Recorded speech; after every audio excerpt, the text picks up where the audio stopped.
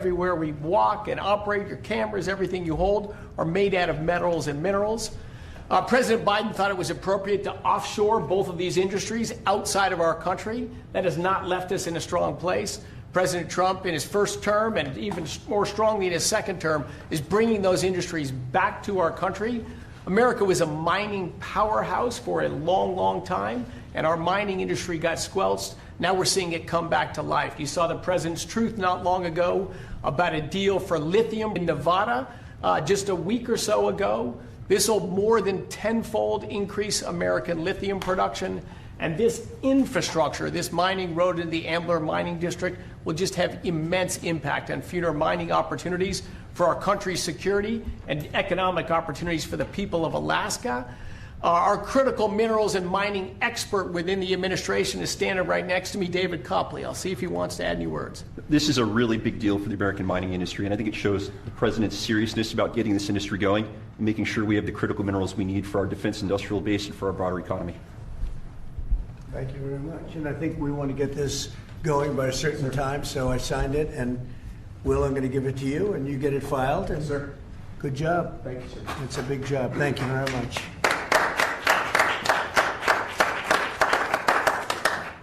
So we created a great deal of wealth for that part of the world and that part of our country by doing this long, very difficult road to build, and we'll be talking about that sometime later. But it's a great deal for our country. It's a great deal for the people of our country and for the taxpayers of our country.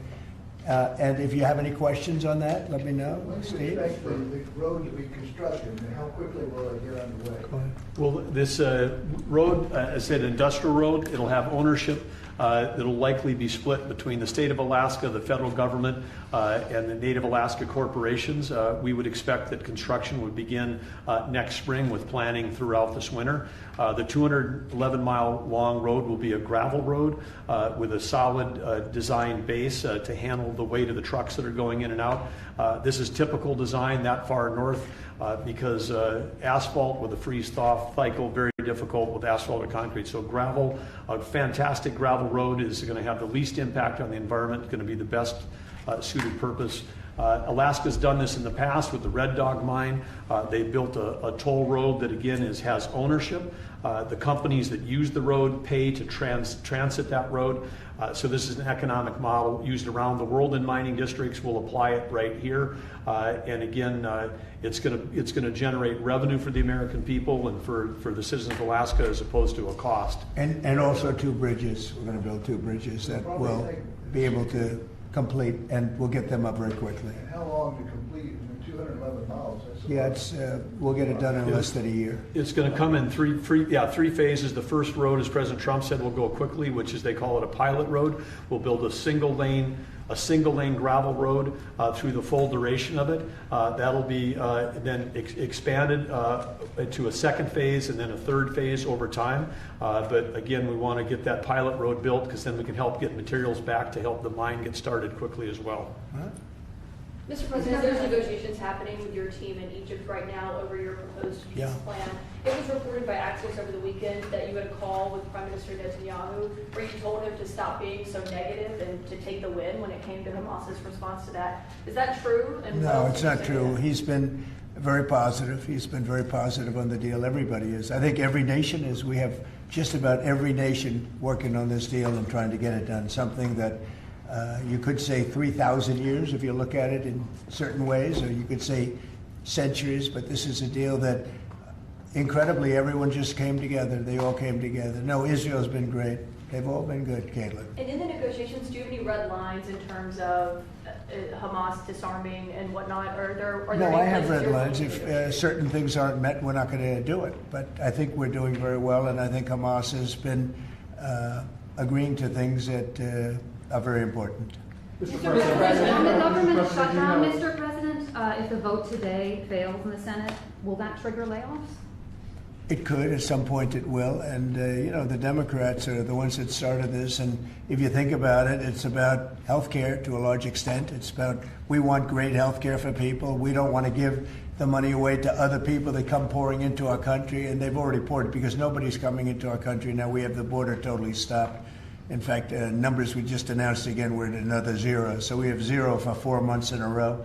0 people coming into our country illegally. That's a pretty good number. I'm not sure even I can believe that, Doug, if you want to know the truth. 0. We went from millions of people to 0, but it's pretty close to that number. And the way you stop them is not to give away, not to announce that you're giving everybody free health care, free this and that, but what that does is it affects the American people, because the American people are unable to get good health care. Obamacare has been a wreck, as you know, and to do that, we have to keep it propped up and do the best you can with it. It's a mess. बस एक sachet Nescafe में add करो गर्म पानी, फिर दूध और चीनी, और बन गई 30 रुपए में great testing coffee.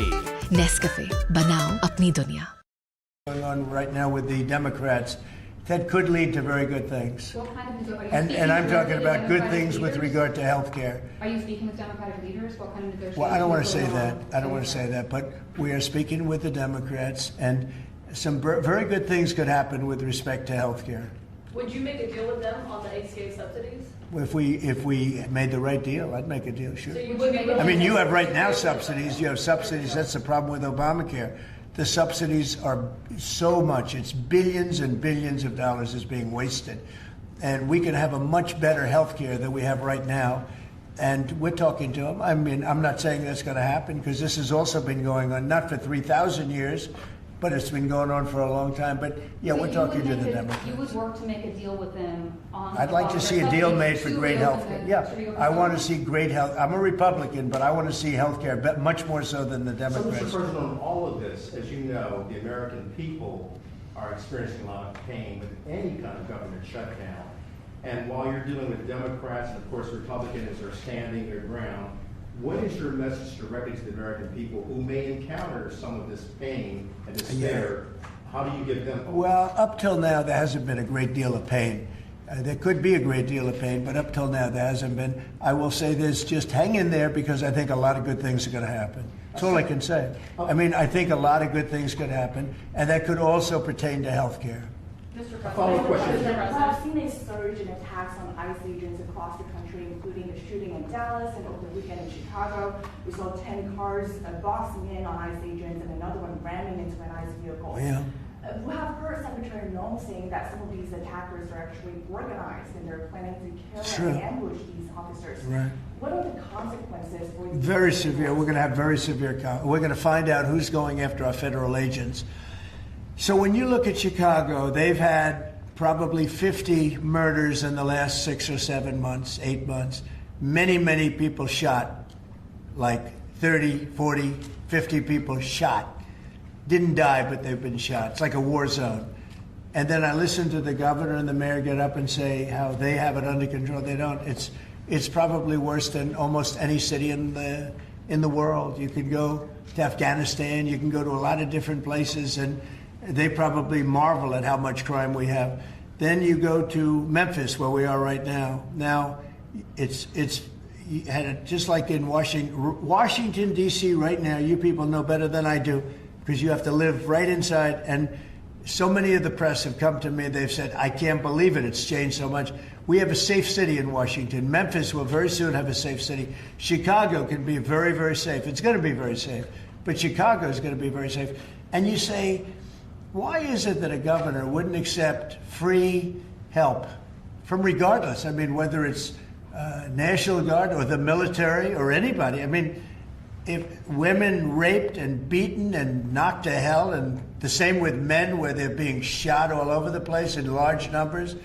I mean, we had a week in Chicago where 11 people were murdered and 38 people were shot. And then we have a governor get up and say, oh, it's safe, we can handle it. He can't handle it. He's an incompetent guy. That's why they threw him out of the family business. They threw him out. I knew the family business very well, and they threw him out, and now he's a governor. And he should say, we'd love to have a safer place. Chicago's a great city, potentially. You know, I told you, the head of the Union Pacific Railroad said, sir, save Chicago. It's a great city. It's going to be lost if you don't do it. We have no choice but to do this. And when judges give us rulings that, you know, you don't have to do it, Portland is on fire. Portland's been on fire for years. And Not so much saving it. We have to save something else because I think that's all insurrection. I really think that's really criminal insurrection. So I appreciate the question.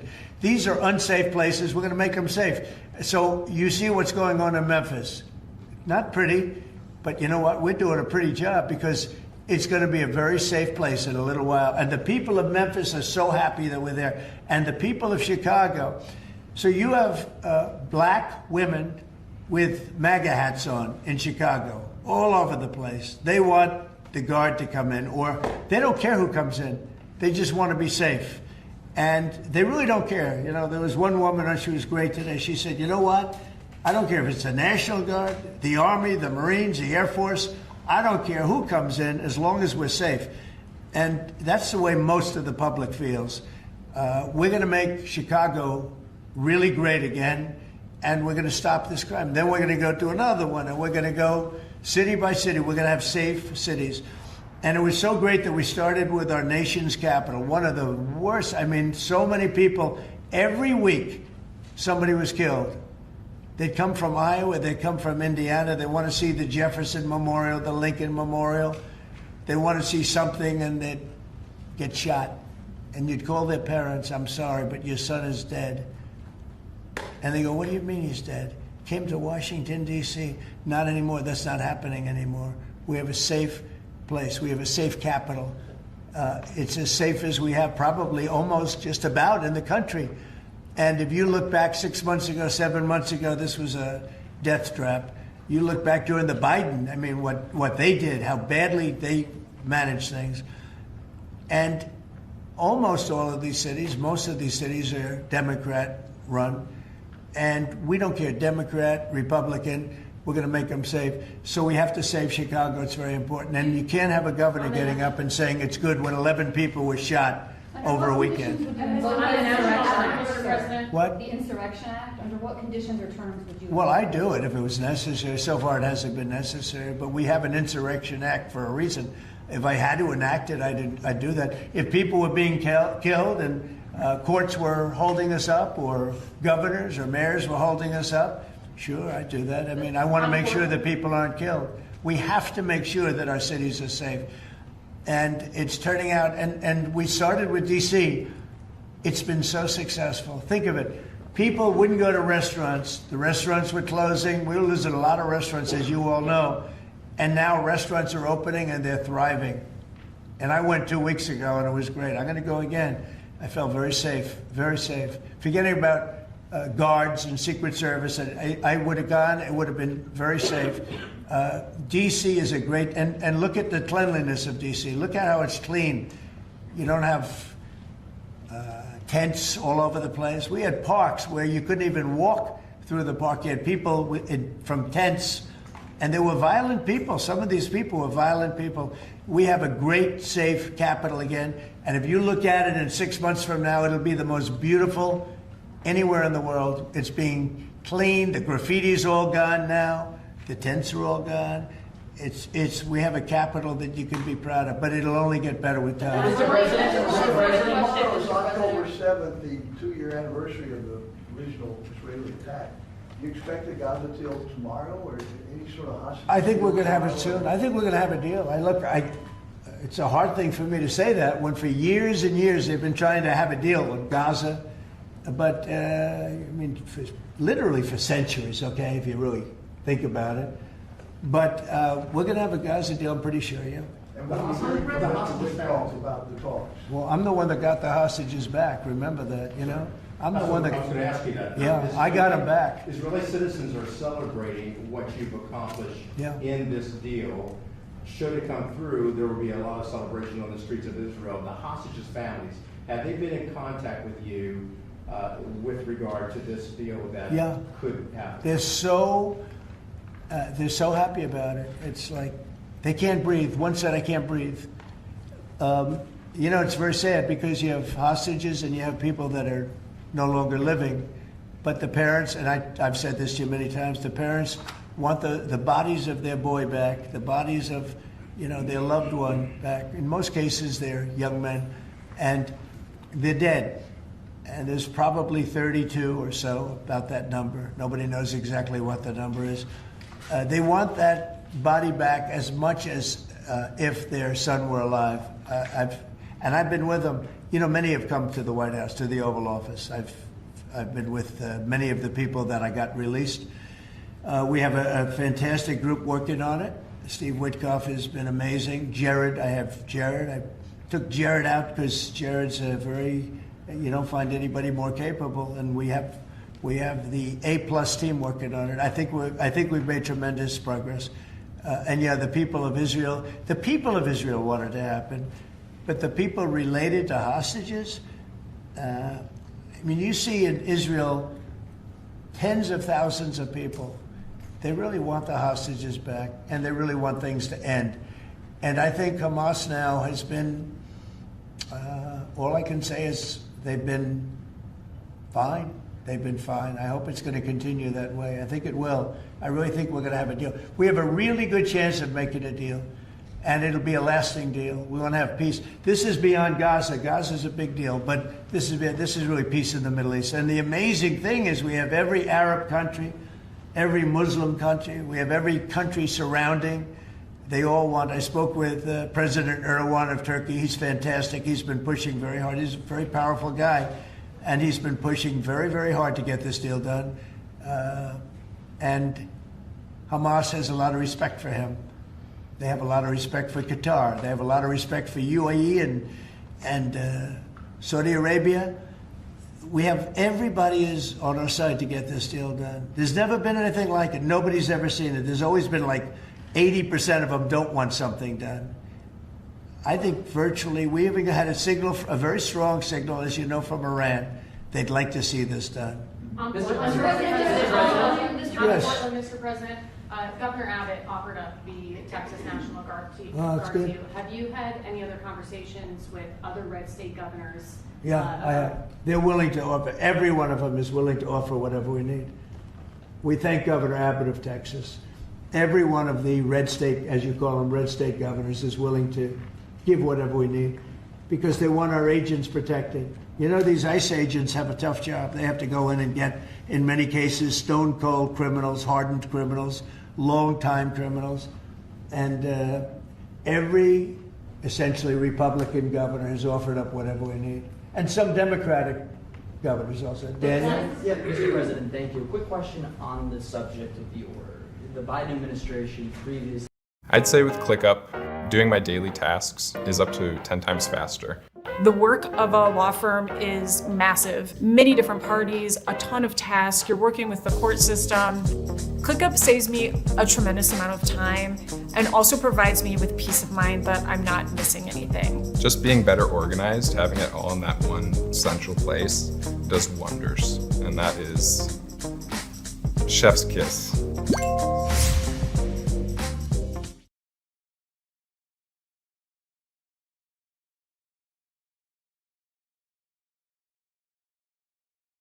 TikTok deal approved. They approved it, and we have great people buying it. Big, strong American companies are buying it, the most prestigious companies there are, actually, and they're going to make sure everything's good. But President Xi was great. He approved it. So I'm not saying hostile, but it's good to have our own minerals. And, you know, we create a tremendous value by creating a road. We build a road that only we can do because we have the rights to do it, number one, and we have the power to do it. And so we build a road that's over 200 miles long through a very beautiful area of the world. Actually, it's incredible. When you look at it, it's incredible. But a rough area from the standpoint of building. So we get a road done. And with that, we unleash billions and billions of dollars of wealth. It's pretty amazing when you think of it. And it's wealth that we need if we're going to be the #1 country. You know, we're #1 now with AI. You probably read. We're beating everybody with AI at levels that nobody ever thought even possible. And one of the reasons we are is because of energy. So our grid is old and tired, like most grids are. They get old with time. I mean, you know, the older you are, the older the grid gets, right? But I've allowed the people building AI or other plants, other types of plants, but AI in particular, because they need so much electricity, I've allowed them to build their own power. And it's been amazing. They're building massive plants, and with the plant, they're building their own electricity. They've become a utility in a sense. I said, maybe you'll do better with the utility than you do with the AI. I don't know. but we're letting them build their own electricity. So we don't have to worry about the grid. We don't have to worry about anything. And they're going to build it in such a way that if they have excess capacity, they're going to put it back into the grid. It's pretty amazing. So when they build, we're giving them permits to build their own electric power plants, and it's incredible when you see what they're doing. And because of that and other things that we're doing, we're leading every country. Nobody's even close to us with AI. And AI seems to be the big thing. I don't know. I can't tell you that. There are a lot of people building, and a lot of people have high stock prices because of AI. So a lot of people think it's great stuff. And I think it's great stuff. I look at it, it's amazing what it can do. In terms of medical costs, in terms of knowledge, it's basically information, and information at a level that nobody thought possible before. So we'll see. But they're building plants where you saw the one overlay that I did where, in this case it's Meta, one of their plants is essentially the size, almost the size of Manhattan. And that's a building, you know, it's a building that covers Manhattan. So it's big stuff. And nobody's even close to us. We're leading AI by so much. Mr. President, yeah, go ahead, please. Since the start of your administration, we've seen a lot more Americans wanting to join ICE. And as we're seeing more attacks on them right now, what's your message to rank and file ICE agents who are trying to do their jobs but are facing 1,000% increase in attacks? I love your questions, you know, I like you. So who are you with? I'm with NTD. Very I was good. the one who got mugged. You were the one, that's what I thought. You got mugged. You're not getting mugged anymore. No, She was really, you're lucky to be with us with that deal that happened. I know all about that. Not anymore, though. You feel a different world out there, right? Totally. If you're safe with the baby nowadays. Oh, good. Well, you're safe now. Nobody's going to be hurting you in any way. Thank you, Mr. President. Okay, thank you very much. Mr. President, I'm going to speak to court today. Thank you. So the bottom line on your question, we're just going to make things real safe. We're going to have a country that you can be proud of, not a country that you read about every day where somebody gets mugged from behind or hit over the head with a baseball bat. Those people aren't with us any longer. Yeah, please. Mr. President, yes. Thank you very much. Thank you, Mr. President. On today's call with Lula from Brazil, Yeah. are you considering lowering tariffs after the call? Well, I had a great talk with the president of Brazil, who's a good man. I met him actually at the United Nations. I was going up to make a speech and I didn't have a teleprompter. I was walking up to my teleprompter. I said, I don't have a teleprompter. But just before that, I met with President Lula, and I found him to be very good. I mean, we had a very good talk for about, 2 minutes. And then I went up to make a speech, and I was surprised to see, how would you like that one, Doug? I've got every leader in the world sitting out there. My teleprompter isn't on. You know why, Daniel? Because it was a rigged deal. But fortunately, I made a better speech than I would have if I read it off a teleprompter, which is pretty easy to do. So it was quite a day. That was a big day. But we met and we liked each other. And yeah, we had a great conversation. Yeah, we'll start doing business. And are you considering traveling to Brazil for COP? At some point I would, and he's going to come here. We talked about that. And a follow-up question on Israel. Israel government has been arresting and reporting activists that were traveling to Gaza. Today, Greta Thunberg, for instance, also some... Well, she's just a troublemaker, I mean, she's no longer into the environment, now she's into this. She's a troublemaker. She has an anger management problem. I think she should see a doctor. She needs anger. If you ever watch her, she's a young person. She's so angry. She's so crazy. Now, you can have her. You can have...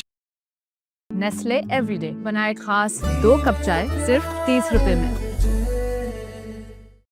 Report is back, and they rejected today an appeal by Ghislaine Maxwell to overturn her conviction. That means her only chance of getting out of prison is a pardon from you. Is that something you're open to? Who are we talking about? Ghislaine Maxwell. I haven't heard the name in so long. I can say this, that I'd have to take a look at it. I would have to take a look. Did they reject that? She wanted to appeal her conviction. And what happened? They said that they were not going to hear her appeal. I see. Well, I'll take a look at it. I will speak to the DOJ.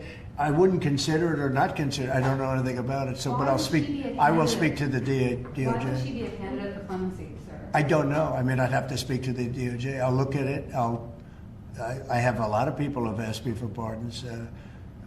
I call him Puff Daddy has asked me for a pardon. But she was convicted of child sex trafficking.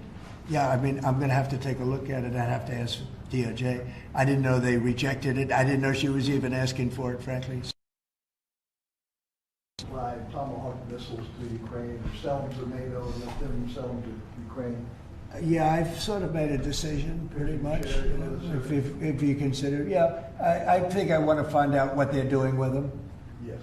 You know, where are they sending them? I guess I'd have to ask that question. That war should never have started, would have never started. Such bad judgment was used there. I think on both sides, by the way. But nobody looks good with the war with Russia and Ukraine. Nobody. It's been a horrible. This week they lost over 7,000 soldiers between the two of them. This is every week they're losing 7,000, 8,000, 5,000. They have a range of like 1,500 miles or something, and so they'd be able to. No, I know. No, I would ask some questions. I want to see what's. I'm not looking to see escalation. Yes. And tomorrow you're meeting with the Canadian Prime Minister. What's on the agenda for that? Well, I guess he's going to ask about tariffs because a lot of companies from Canada are moving into the United States. You know, everybody's moving back into the U.S. and he's probably going to be asking about tariffs. They're losing a lot of companies in Canada. They're coming into they left here. They left here 20 years ago when presidents that sat right at this desk weren't doing their job properly. They were probably good politicians, but they weren't good at business, and they allowed these companies to leave. And all they had to do is do what I'm doing right now. And, you know, I'm not saying it's the easiest thing to do, but it is. It's effective.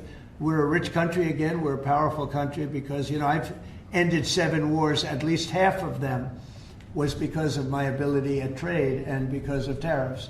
If I didn't have tariffs to throw around a little bit, you would have at least 4 wars raging right now with thousands of people a day being killed that aren't happening. We settled. You know, we settled 7. We're getting close to settling 8. That would be a big one. And that's something that could happen. But so I think he's coming probably to talk about tariffs because a lot of companies are leaving Canada to come into the U.S. And they're leaving Mexico. And by the way, they're leaving China. They're leaving all over the world to come into the U.S. And would you Nobody's actually seen anything like it. Would you shift your position on tariffs in response to whatever? Well, I mean, look, my positions turned out to, everybody said I'm right. They find billions of dollars that they didn't even know they had. Recently, they said they found billions of dollars and they couldn't understand. I said, check the tariff shelf. And they come in the next hour and they said, sir, you're right. It was from the tariffs. We're a rich, really rich country again. But more importantly, maybe influence. If I didn't have the power of tariffs, you would have at least 4 of the 7 wars raging. I use tariffs to stop wars. If you look at India and Pakistan, they were ready to go at it. 7 planes were shot down. They were ready to go at it. And they're nuclear powers.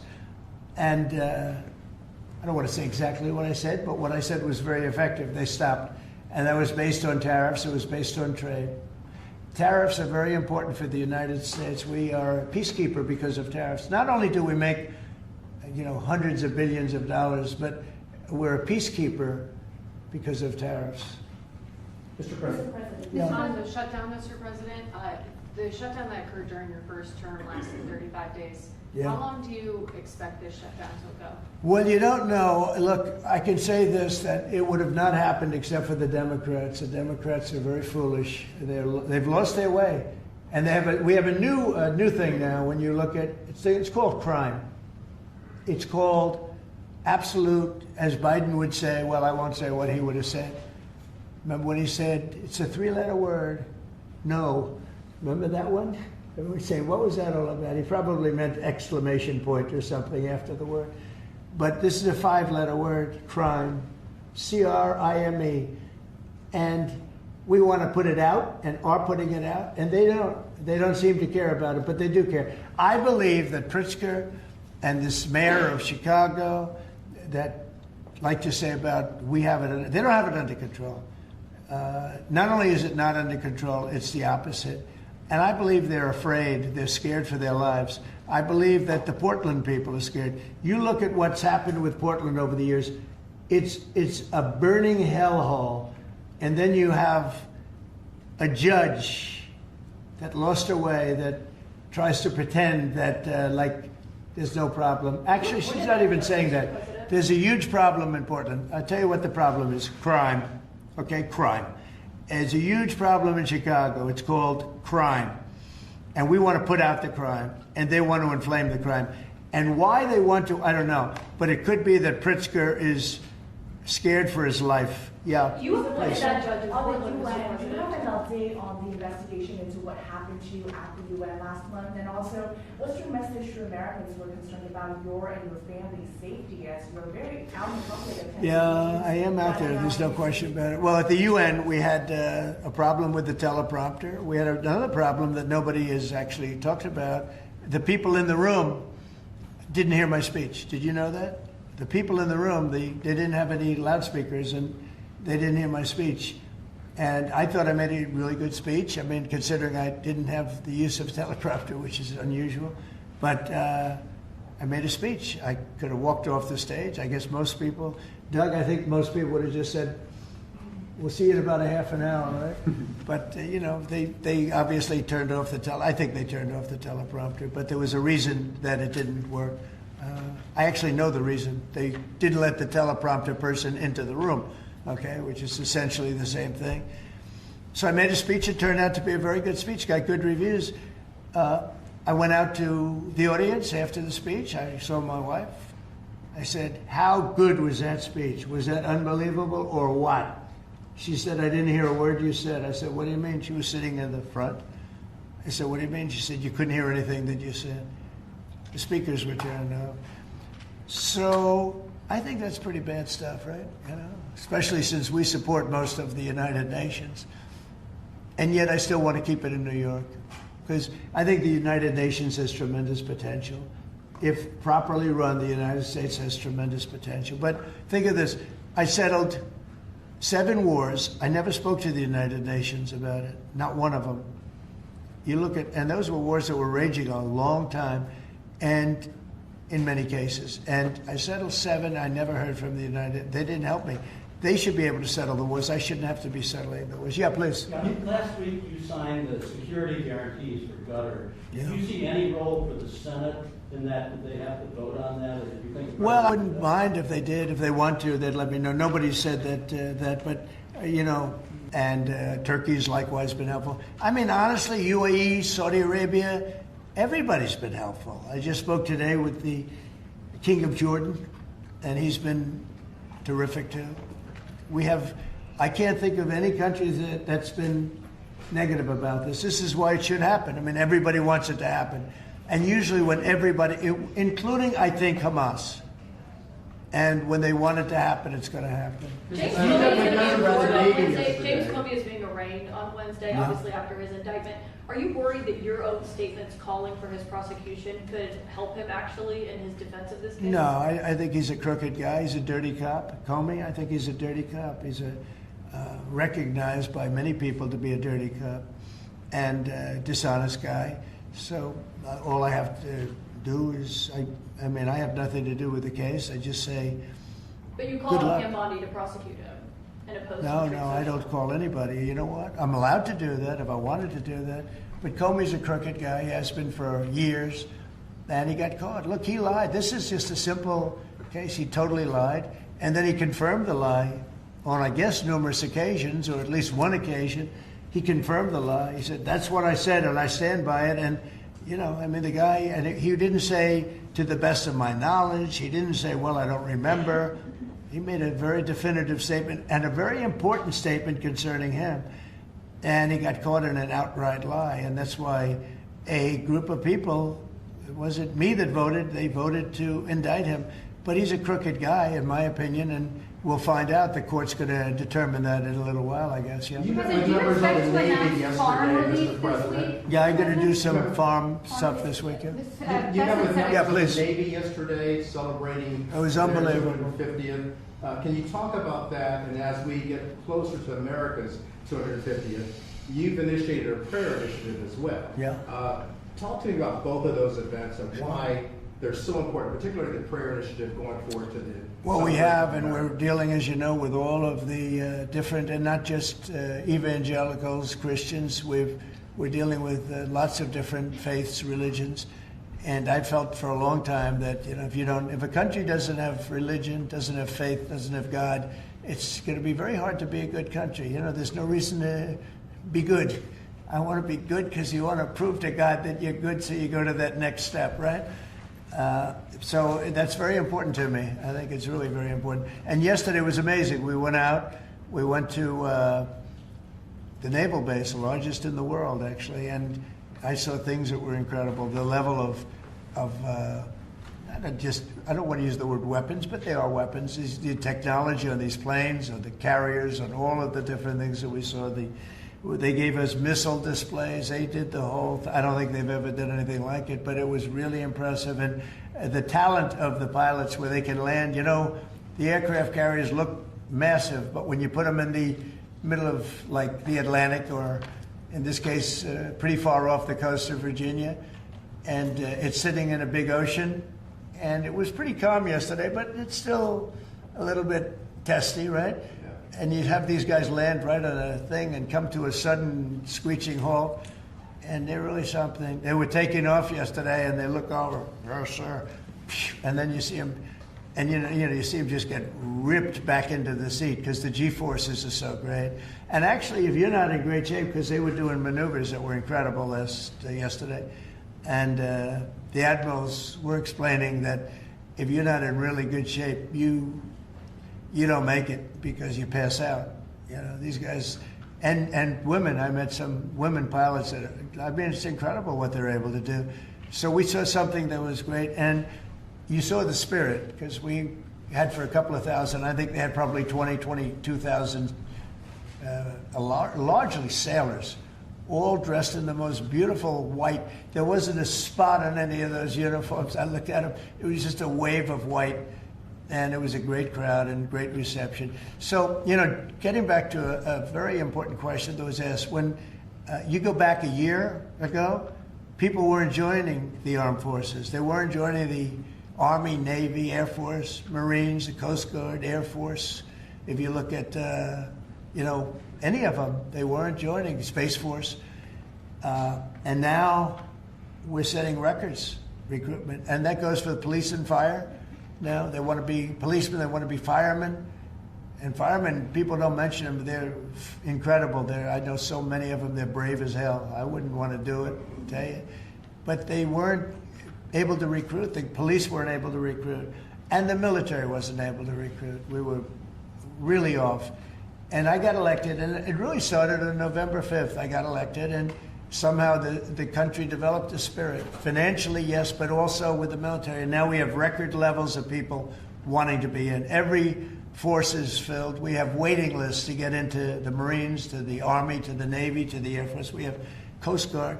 We have waiting lists to get in.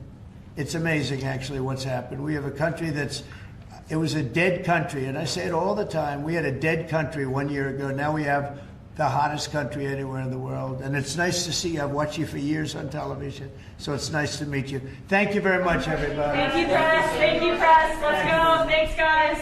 Thank you, guys. Thanks, guys. Let's go. Let's head out. Thank you, guys. Thanks, guys. Thank you. Thank you very much.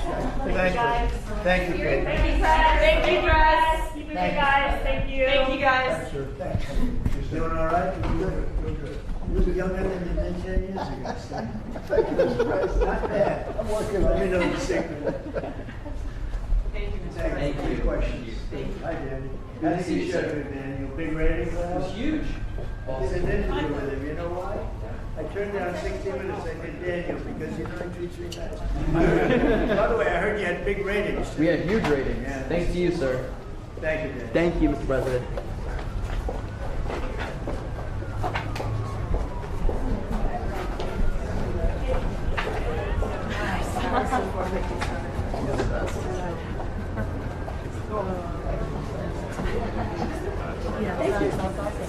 Thank you for good job.